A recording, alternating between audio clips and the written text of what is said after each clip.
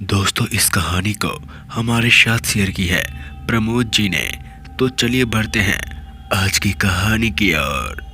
मैं अगले आधे घंटे में नैनी जंक्शन पहुंचने वाला था। उस समय रात के लगभग 10 बज रहे थे।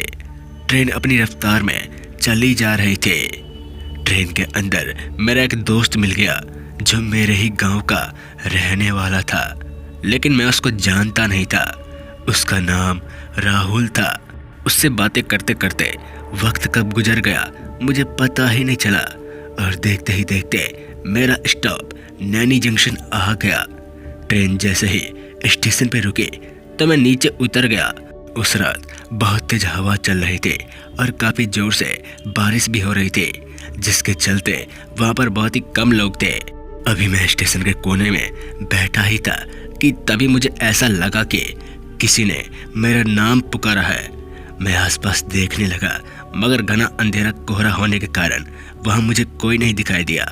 थोड़ी देर बाद मुझे कोहरे में से एक आदमी आता हुआ दिखा। जब मैंने ध्यान से देखा तो पता चला कि वो तो मेरे पापा हैं। इसके बाद मैं अपने पापा के साथ घर चल दिया। स्टेशन से बाहर निकलकर मैं अपने पिताजी के पीछे पीछे चलने लगा, लेकिन मुझे थोड़ा अजीब लग रहा था क्योंकि मेरे पिताजी ने मुझसे बात भी नहीं की और सिर्फ चलने का इशारा किया। खैर, मैं ये सबको नज़रअंदाज करते हुए पीछे पीछे जाने लगा। काफ़ी समय तक तो सब कुछ ठीक चलता रहा। ठंड बहुत थी। अब बारिश भी रुक चुकी थी। अभी रात के तकरीबन 11:30 बज रहे थे।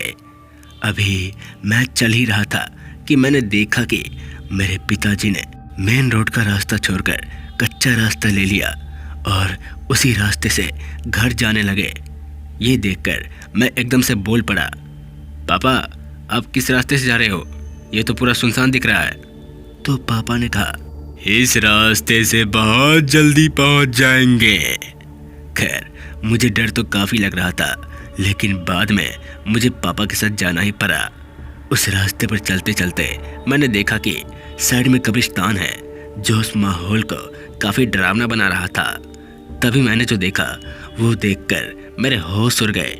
मेरे हाथ पैर कांपने लगे क्योंकि मैंने देखा कि मेरी आंखों के सामने ही मेरे पिताजी गायब हो गए। मैं ये देखकर समझ गया कि वो मेरे पिताजी नहीं थे, बल्कि कोई बुरी शक्ति थी जिसने मेरे पापा का रूप लेकर मुझको फंसाना चाहा। इसके बाद मैं उस कब्रिस्तान वाले रास्ते पर अकेला हो गया। मुझे काफ़ी डर लग रहा था। डर के मारे मैं वापस स्टेशन की ओर भागने लगा। तभी उस कब्रिस्तान के अंदर से एक चौकीदार आया, जिसने मुझे देखते हुए कहा, तुम पागल हो क्या?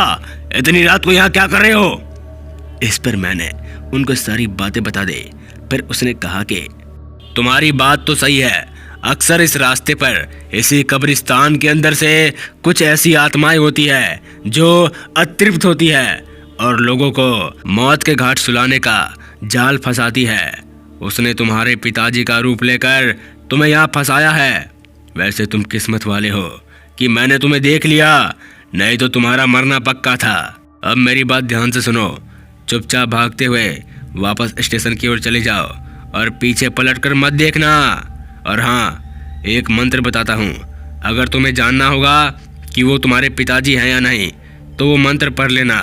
इस पर मैंने कहा, ठीक है, लेकिन आपको डर नहीं लगता? तो उन्होंने कहा कि देखो, ये तो मेरा रोज का काम है। मुझे अपने परिवार के लिए करना ही होगा, अब चाहे कुछ भी हो जाए। ये सुनते ही मैं वहाँ से तुरंत भागता भागता वापस स्टेशन पहुँच गया। जब मैं वहाँ पहुँचा तो मेरे पिताजी मुझे दिखे। मैंने तुरंत बिना देरी किए वो मंत्र पढ़ा जो उस चौकीदार ने दिया था, लेकिन मेरे पिताजी वहाँ से गायब नहीं हुए। मैं समझ गया कि ये मेरे पापा ही हैं। जिसके बाद मेरी जान में जान आ गई। वो मुझे आसपास ढूंढ रहे थे, लेकिन मैंने बहाना बना दिया और कह दिया कि मैं वॉशरूम गया था। फिर उसके बाद मैं उस रात को घर पहुंच गया।